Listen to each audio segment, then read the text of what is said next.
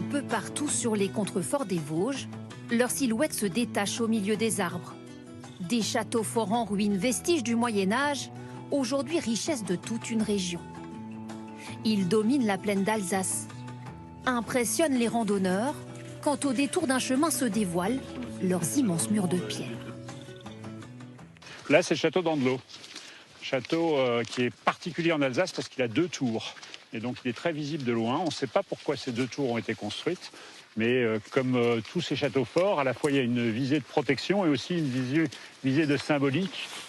Voir et être vu démontrer sa puissance. Pour y parvenir, les seigneurs d'Andelot font construire au XIIIe siècle ce château de granit, perché à 450 mètres d'altitude.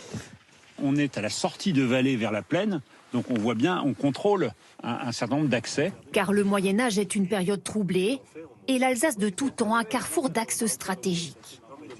La vallée du Rhin était une grande voie de passage, donc dominer, c'était contrôler et se faire payer. C'est donc ce qui explique le nombre de châteaux forts alsaciens. Il y en a à peu près 150 en montagne. Aujourd'hui, pour la plupart en ruine, ils sont devenus un terrain de jeu fascinant pour les nombreux randonneurs. Je vois pas les dragons. Ah, mais le dragon, il est parti. De quoi faire rêver petits et grands, mieux qu'un livre d'histoire. Très, très joli, très bien préservé. On voit vraiment l'ampleur des châteaux de l'époque. C'est un patrimoine, hein, c'est sûr. Hein. Ouais. Toute la vallée, c'est magnifique par ici. Abandonné, rénové, juste une tour, oui, il y en a partout.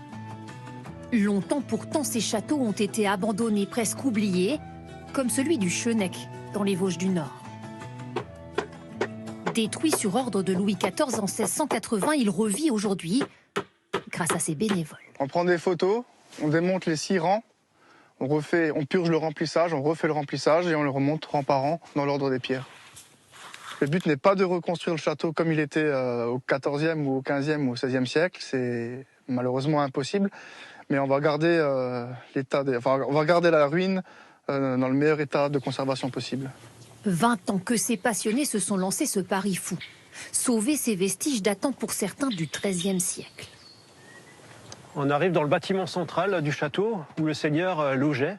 Donc c'est une grande pièce qu'on a pu fouiller en 2014. Elle était en partie recouverte de terre.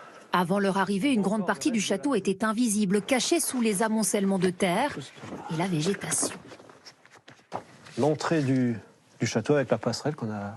On voyait rien. On voyait absolument rien. On pouvait même pas se faufiler vraiment. Il a donc d'abord fallu tout débroussailler. Un chantier qui semble sans fin tous les ans. Il faut ressortir les sécateurs. Des orties et des ronces.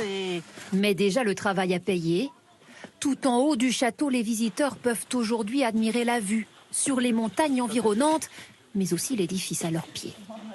C'est impressionnant parce que quand on voit la grandeur des travaux et l'ampleur surtout, mais c'est magnifique que des gens comme ça ont envie de consacrer leur temps à restaurer ce patrimoine-là. La reconnaissance pour ces bénévoles qui, un peu partout en Alsace, ont, grâce à leur travail, sauvegardé, mais aussi fait redécouvrir